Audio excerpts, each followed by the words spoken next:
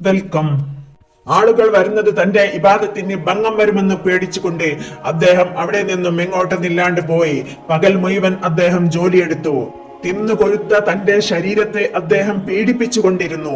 പകൽ സമയങ്ങളിൽ നോമ്പെടുത്തുകൊണ്ടായിരുന്നു അദ്ദേഹം കഠിനമായും ജോലി ചെയ്തിരുന്നത്. എന്ത് ജോലി കിട്ടിയാലും അദ്ദേഹം ചെയ്യുമായിരുന്നു. അദ്ദേഹത്തെ ആർക്കും മനസ്സിലാവില്ലായിരുന്നല്ലോ. അതുകൊണ്ട് അദ്ദേഹത്തിന് ധൈര്യമായിട്ട് ജോലി ചെയ്യാൻ പറ്റുമായിരുന്നു. ഒരു ദിവസം ഭാരമുള്ള ചുമടെടുക്കുന്ന ജോലിയായിരുന്നു അദ്ദേഹത്തിന് കിട്ടിയത്. അദ്ദേഹം ഒരു മടിയും കൂടാതെ പകലന്തിയോളം ഭാരമെടുത്തു. ജോലി കഴിഞ്ഞപ്പോൾ യജമാനനോട് പണത്തിന് വേണ്ടി കൈനീട്ടി. അന്ന് ജോലിയടിപ്പിച്ച യജമാനൻ കൊള്ളക്കാരുടെ നേതാവായിരുന്നു. അദ്ദേഹത്തിന് ഇഷ്ടപ്പെട്ടില്ല അദ്ദേഹത്തോട് പണം ചോദിച്ചത്. എന്ത്, നിനക്ക് പണം തരാനോ?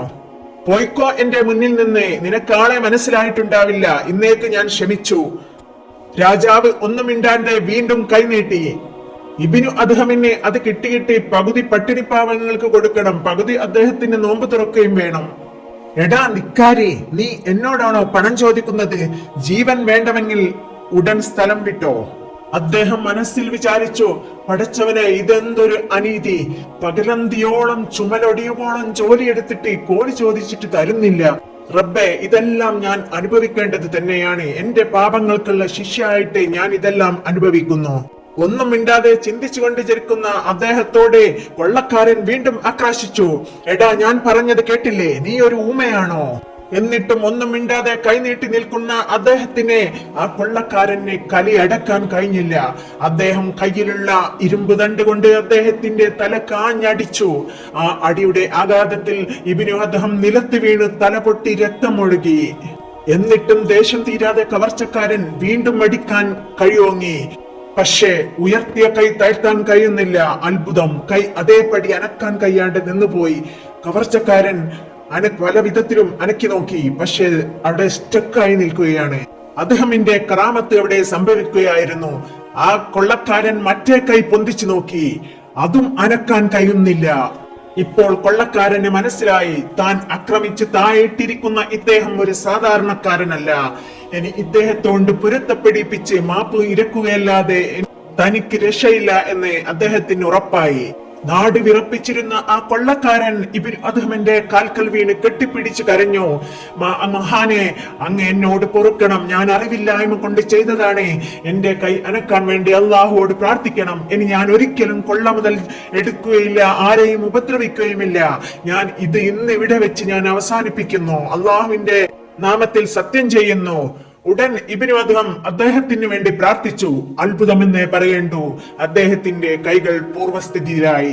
പടച്ചവനെ, ദുആക്ക് ഇത്ര പെട്ടെന്ന് ഉത്തരം കിട്ടുന്ന ഒരു മഹനീയനെയാണല്ലോ ഞാൻ ഇതുവരെ ദ്രോഹിച്ചത്. ആ കൊള്ളക്കാരന്റെ മനസ്സിൽ പാശ്ചാത്താപ ചിന്തകൾ ഉടലെടുത്തു. ആ മഹാന്റെ കാൽക്കൽ വീണ് കെട്ടിപ്പിടിച്ച് കരഞ്ഞു.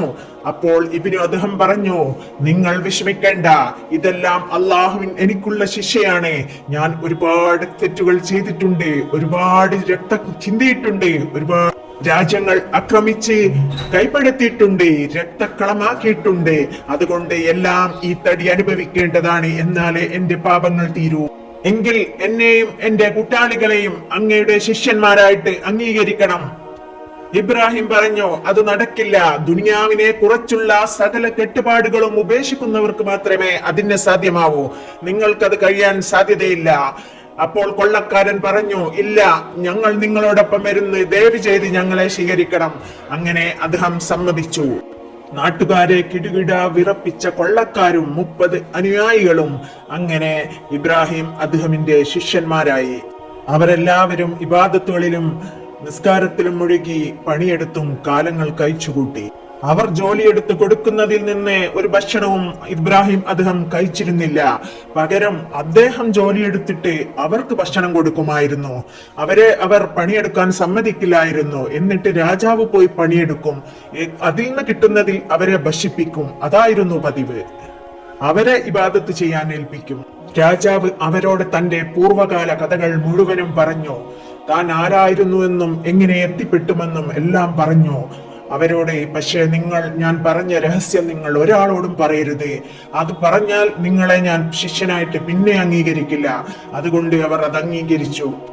സൂഫി വര്യനായ രാജാവിനെ അന്വേഷിച്ചു കൊണ്ടിരിക്കുന്നവർക്ക് അദ്ദേഹം ഇവിടെയുണ്ടെന്ന അറിവ് കിട്ടി. അങ്ങനെ ആൾക്കാർ വീണ്ടും വരാൻ തുടങ്ങി. അത് വീണ്ടും അവർക്ക് അസ്വസ്ഥമായി. അദ്ദേഹം തന്റെ അനുയായികളോട് പറഞ്ഞു, ഇനി നമുക്കിവിടെ നിന്നാൽ നമുക്ക് ഇബാദത്തിന് ഭംഗം വരും. അതുകൊണ്ട് നമുക്ക് ഇവിടെ നിന്ന് പോവണം. മാത്രമല്ല പരിശുദ്ധ ഹജ്ജ് ചെയ്യാൻ ഞാൻ ആഗ്രഹിക്കുന്നു. നമുക്ക് അങ്ങോട്ടേക്ക് പോവാം. അങ്ങനെ അവർ ഹജ്ജിന് പുറപ്പെട്ടു. ഹജ്ജിന് പോകുമ്പോൾ അദ്ദേഹം തന്റെ അനുയായികളെ വിളിച്ച് ഒന്നുകൂടി ഓർമ്മിപ്പിച്ചു, എന്തൊക്കെ പ്രതിസന്ധികൾ വന്നാലും നിങ്ങൾ ഞാൻ ആരാണെന്നുള്ള വിവരം ഒരു കാരണവശാലും നിങ്ങൾ പുറത്തുവിടരുത്. അവർ ആ ഉപദേശം സ്വീകരിച്ചു. അങ്ങനെ അവർ യാത്ര പുറപ്പെട്ടു. പരീക്ഷണങ്ങൾ വീണ്ടും അവരെ കാത്തിരിക്കുന്നുണ്ടായിരുന്നു. മഹാനായ ഇബ്രാഹിമിനും അദ്ദേഹവും ശിഷ്യന്മാരും പരിശുദ്ധ മക്കയിലേക്ക് വരുന്നുണ്ടെന്നുള്ള വിവരം എങ്ങനെയോ എല്ലാവരും അറിഞ്ഞു. അദ്ദേഹത്തെ സ്വീകരിക്കാൻ നാടിന്റെ നാനാഭാഗത്തു നിന്നുള്ള ആൾക്കാർ അവിടെ തടിച്ചുകൂടി നിൽക്കുന്നുണ്ടായിരുന്നു. തികച്ചും നാടോടികളെ പോലെ ഒട്ടും പരിഷ്കൃതമല്ലാത്ത വേഷത്തിലായിരുന്നു ഇവർ. അങ്ങനെ അവർ ഒരു സ്ഥലത്ത് കുറെ ആളുകൾ കൂടിയിരിക്കുന്നത് കണ്ടു. അവരോട് ആ കൂട്ടത്തിലുള്ള ഒരാൾ വന്ന് ചോദിച്ചു, നിങ്ങൾ എവിടെ നിന്നാണ്? നിങ്ങൾ വരുന്ന വഴിക്ക് മഹാനായ ഇബ്രാഹിമുൽ അദ്ദേഹം തങ്ങൾ കണ്ടുമുട്ടിയോ? അദ്ദേഹം ഹജ്ജിന് വരുന്നുണ്ടെന്ന് വിവരം ഞങ്ങൾക്ക് കിട്ടിയിട്ടുണ്ട്. അദ്ദേഹത്തെ കാത്തിരിക്കുകയാണ് ഞങ്ങൾ. ഇത് കേട്ട ശിഷ്യന്മാർ ഒന്നും മിണ്ടാതെ നിന്നു. പറയാൻ അവകാശമില്ലല്ലോ. ഇത്രയും ജനങ്ങളെ കണ്ട ഇബ്നു അദ്ഹം ആകെ വല്ലാതെയായി. ഇവർ എനിക്ക് എവിടെയും സൂര്യൻ തരില്ലല്ലോ, ഹജ്ജ് ചെയ്യാൻ എനിക്കൊരു സമാധാനം കിട്ടില്ലല്ലോ. ഭാഗ്യത്തിന് ഇവർ തന്നെ തിരിച്ചറിഞ്ഞില്ല. അതുകൊണ്ട് അവരെ എങ്ങനെങ്കിലും അനുനയിപ്പിച്ച് പറഞ്ഞേക്കണം. അദ്ദേഹം അവരോട് പറഞ്ഞു, അല്ലയോ ജനങ്ങളെ, നിങ്ങൾ ആരെയാണ് കാത്തിരിക്കുന്നത്? ആ ബൽക്കയിലെ സ്വാർത്ഥമോഹിയായ ഇബ്രാഹിമിനെയാണോ നിങ്ങൾ കാത്തിരിക്കുന്നത്? ഇത്രയധികം സ്വച്ഛാധിപതിയായ ഒരു രാജാവിനെ കുറിച്ച് ഞാൻ കേട്ടിട്ട് പോലുമില്ല. ഏതായാലും ആ മഹാപാപിയെ സ്വീകരിക്കാനിരിക്കുന്ന നിങ്ങളുടെ അവസ്ഥ വളരെ കഷ്ടം തന്നെ. എനിക്ക് സങ്കടം തോന്നുന്നു. മഹാനവറുകളുടെ സംസാരം അവർക്ക് ഒട്ടും ദഹിച്ചില്ല. അവർക്കാകെ ദേഷ്യം പിടിച്ചു. എന്താ പറഞ്ഞത്? നമ്മുടെ മഹാനായ ഇബ്രാഹിം അദ്ഹമിനെ കുറിച്ചാണോ താങ്കൾ പറയുന്നത്? ആൾക്കാർ കൂട്ടം കൂടി അദ്ദേഹത്തെ മർദ്ദിച്ച് അവശരാക്കി.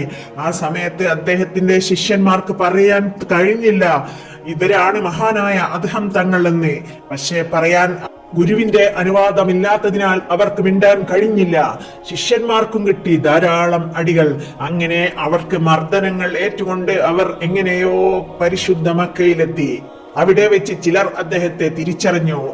നിമിഷങ്ങൾക്കകം ആ വാർത്ത കാട്ടുതീ പോലെ നാടെങ്ങും പരന്നു. ഞങ്ങൾ ആക്രമിച്ചത് ഇബ്നു അദ്ഹം രാജാവിനെ തന്നെയാണ്. പിന്നത്തെ അവസ്ഥ പറയണ്ടല്ലോ. അവർക്ക് എന്ത് ചെയ്യണമെന്നറിയാതെ അവർ വാവിട്ട് കരയാൻ തുടങ്ങി. തങ്ങൾ ഒരു നോക്ക് കാണാൻ വേണ്ടി കാത്തിരുന്ന ആ മഹാനുഭാവനെ നമ്മൾ തന്നെ മർദ്ദിക്കുക. പഠിച്ചവനെ, എന്തൊരു വിവേകമായി പോയല്ലോ. ചിലർ ഓടി വന്ന് ഇബ്നു അദ്ഹമിന്റെ കാൽക്കൽ വീണു, മാപ്പിരുന്നു. കെട്ടിപ്പിടിച്ച് പറഞ്ഞു, മഹാനെ, അങ്ങ് പൊറുക്കണം, ഞങ്ങൾക്ക് മനസ്സിലാവാത്തത് കൊണ്ടാണ്. ഇതെല്ലാം കണ്ടിട്ടും ശാന്തനായി നിൽക്കുകയായിരുന്നു ആ മഹാൻ. അദ്ദേഹം പറഞ്ഞു, നിങ്ങൾ വിഷമിക്കേണ്ട, ഇതെല്ലാം എനിക്ക് വേണ്ടതാണ്, ഇതെല്ലാം എനിക്ക് സന്തോഷമാണ്, എനിക്ക് ശരീരത്തിന് കിട്ടേണ്ട ശിക്ഷയാണിത്. നിങ്ങൾ ഒരു തെറ്റും ചെയ്തിട്ടില്ല. നിങ്ങളോട് ആർക്കും എനിക്കൊരു പരാതിയുമില്ല. നിങ്ങൾ ഇവിടെ നിന്ന് പോവണം. എനിക്ക് ഏകാന്തതയാണ് ആവശ്യം. അതുകൊണ്ട് അങ്ങനെ ഒരു നന്ദി നിങ്ങൾ എന്നോട് ചെയ്യണം. അങ്ങനെ ഇബ്രാഹിമുൽ അദ്ദേഹം തന്റെ ശിഷ്യന്മാരോട് പറഞ്ഞു, ഞാൻ ബൈത്തുൽ മുഖദ്ദസിലേക്ക് പോവുകയാണ്. നിങ്ങൾ ആരും എന്റെ കൂടെ വരേണ്ട. നിങ്ങൾ ഇവിടെ നിന്നും കർമ്മങ്ങൾ ചെയ്തോളൂ. അദ്ദേഹം നടന്ന് ഇങ്ങനെ പോയിക്കൊണ്ടിരിക്കുകയാണ്. ഒരു ദിവസം നല്ല തണുപ്പുള്ള രാത്രി. അദ്ദേഹത്തിന് വിറച്ചിട്ട് വയ്യ. അപ്പോൾ അവിടെ കണ്ട ഒരു പള്ളിയിൽ അദ്ദേഹം ഇബാദത്ത് ചെയ്യാൻ കയറി. പിന്നെ തണുത്തിട്ട് പുറത്തിറങ്ങാൻ പറ്റിയില്ല. അപ്പോൾ അദ്ദേഹം അവിടെ തന്നെ തങ്ങാമെന്ന് വിചാരിച്ചു. പള്ളി ശോഷിപ്പുകാരൻ പറഞ്ഞു, നിസ്കരിച്ചു കഴിഞ്ഞില്ലേ, ഇനി കടക്കൂ പുറത്ത്, ഞാൻ പള്ളി അടക്കുകയാണ്. അപ്പോൾ അദ്ദേഹം പറഞ്ഞു, എനിക്ക് തണുത്തിട്ട് വയ്യ, പുറത്തേക്ക് ഇറങ്ങിയാൽ ഞാൻ മരിച്ചു പോവും. ഞാൻ നാളെ സുബഹി നമസ്കരിച്ചിട്ട് പോയിക്കോളാം. പക്ഷെ അയാൾ പറഞ്ഞു, അത് പറ്റില്ല, പോവാനാ പറഞ്ഞത്. എന്നാൽ പള്ളിയുടെ പുറത്തു ചാരി എവിടെങ്കിലും ഇരുന്നോളാം. അയാൾ അത് സമ്മതിച്ചില്ല. ഇന്നത്തെ രാത്രി മഹാനായ ഇബ്രാഹിമുൽ അദ്ഹം വന്നാലും ഇവിടെ തങ്ങാൻ ഞാൻ സമ്മതിക്കില്ല. അതും പറഞ്ഞ് അദ്ദേഹത്തെ പുറത്തേക്ക് ഒരു തള്ളു കൊടുത്തു. അദ്ദേഹം തെറിച്ച് പുറത്തേക്ക് വീണു. അദ്ദേഹത്തിന്റെ പുറം ഇടിച്ചായിരുന്നു വീണത്. നല്ല വേദന. എന്നാലും അദ്ദേഹം പറഞ്ഞു, ആ വേദന കാരണം അള്ളാഹുവിന്റെ പാപങ്ങൾ പുറത്തു തരട്ടെ എന്ന് വിചാരിച്ചു. പള്ളി ശൂഷിപ്പുകാരൻ പള്ളിയിൽ നിന്ന് ഇറങ്ങിപ്പോകുകയും ചെയ്തു. പടച്ചവനെ, ഇനി ഞാൻ എന്ത് ചെയ്യും? പള്ളിയിലോട്ടും പോവാൻ വയ്യ, പുറത്തോട്ടും പോവാൻ വയ്യ, വല്ലാത്ത തണുപ്പ് തന്നെ. അങ്ങനെ അദ്ദേഹം നോക്കുമ്പോൾ കുറച്ചകലെ ഒരു വൃദ്ധൻ തീ കത്തിക്കുന്നത് കണ്ടു. രാജാവ് എഴുന്നേറ്റ് തീ കണ്ട ഭാഗത്തേക്ക് പോയി. അവിടെ താടിമുടി നീണ്ട ഭ്രാന്തനെന്ന് തോന്നിക്കുന്ന ഒരാൾ തീ കത്തിച്ച് ചുറ്റുഭാഗത്തേക്കും ഇങ്ങനെ നോക്കിക്കൊണ്ടിരിക്കുകയാണ്. ഒരു ഭാഗത്ത് അടങ്ങിയിരിക്കുന്നില്ല. ആ കാഴ്ചയാണ് അദ്ദേഹം കണ്ടത്. ഇബ്നു അദ്ഹം പറഞ്ഞു, അസ്സലാം അലൈക്കും. അയാൾ വഅലൈക്കും അസ്സലാം സലാം അടക്കി. ഞാൻ കുറച്ചു നേരം ഇവിടെ ഒന്ന് ഇരുന്നോട്ടെ, തണുത്തിട്ട് വയ്യ.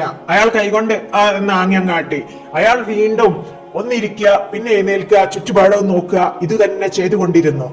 കുറെ ഇങ്ങനെ കണ്ടപ്പോൾ അദ്ദേഹം ചോദിച്ചു, നിങ്ങൾ ആരെയാണ് നോക്കുന്നത്? നിങ്ങൾ എങ്ങോട്ടാണ് നോക്കുന്നത്? അദ്ദേഹം പറഞ്ഞു, 20 കൊല്ലമായി ഞാൻ അള്ളാഹുവിനോട് ഒരു ദുആ ചെയ്തുകൊണ്ടിരിക്കുകയാണ്. ഞാൻ പറയുന്ന എല്ലാം അള്ളാഹ് കേൾക്കുന്നുണ്ട്. ഈ ദുആ മാത്രം അള്ളാഹ് സാധിപ്പിച്ചു തന്നില്ല. എന്താണ് നിങ്ങൾ ദുആ ചെയ്തത് എന്ന് അദ്ദേഹം ചോദിച്ചു. ഞാൻ ചുറ്റുപാട് നോക്കുന്നത് മലക്കുൽ മൗത്ത് അസ്രാഹീലിനെയാണ്. എന്റെ റൂഹ് പിടിക്കുന്നതിന് മുമ്പ് എനിക്ക് മഹാനായ സൂഫിയാക്കളുടെ നേതാവ് ഇബ്രാഹിം ഇബ്നു അദ്ഹമിനെ ഒരു നോക്ക് കാണണം. അതിനു വേണ്ടിയാണ് ഞാൻ നോക്കുന്നത്. അസ്രാഹീൽ റൂഹ് പിടിക്കാൻ വരുന്നുണ്ടോ എന്നാണ് ഞാൻ ശ്രദ്ധിക്കുന്നത്. ആ മഹാന്റെ കൈപിടിച്ച് പൊരുത്തം വാങ്ങി മരിക്കാനാണ് ഞാൻ ഉദ്ദേശിക്കുന്നത്. ഇത് കേട്ട് ഇബ്രാഹിം ഇബ്നു അദ്ഹം പൊട്ടിക്കരഞ്ഞു പോയി. അദ്ദേഹം ചോദിച്ചു, അല്ലയോ സൂഫി, നിങ്ങൾ എന്തിനാണ് ആ പാപിയായ ഇബ്രാഹിം ഇബ്നു അദ്ഹമിനെ കാണുന്നത്? ഒരു കാലത്ത് അക്രമിയും സ്വച്ഛാധിപതിയും ആയിരുന്നെങ്കിൽ ഇപ്പോൾ അള്ളാഹു ഏറ്റവും കൂടുതൽ ഇഷ്ടപ്പെട്ട മഹാനാണ് അദ്ദേഹം.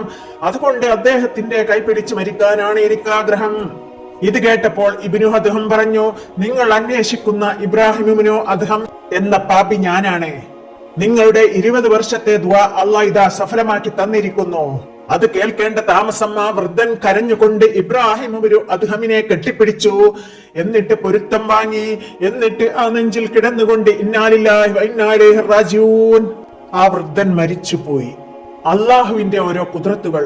ആ പള്ളിയിലെ സൂക്ഷിപ്പുകാരൻ അദ്ദേഹത്തിന് അവിടെ കിടക്കാൻ അനുവാദം കൊടുത്തിരുന്നെങ്കിൽ ഈ വൃദ്ധനെ കണ്ടുമുട്ടില്ലായിരുന്നു, ഈ വൃദ്ധന്റെ പ്രാർത്ഥന സ്വീകരിക്കില്ലായിരുന്നു. എന്തെല്ലാം അത്ഭുതങ്ങളാണ്! സൂഫിയാക്കളുടെ ഒരു ലോകം തന്നെയുണ്ട്. ബാക്കി നാളെ പറയാം. അള്ളാഹു ഈ മഹാന്മാരുടെയൊക്കെ പൊരുത്തം നമുക്കും തരട്ടെ. ആമീൻ. Thanks for watching.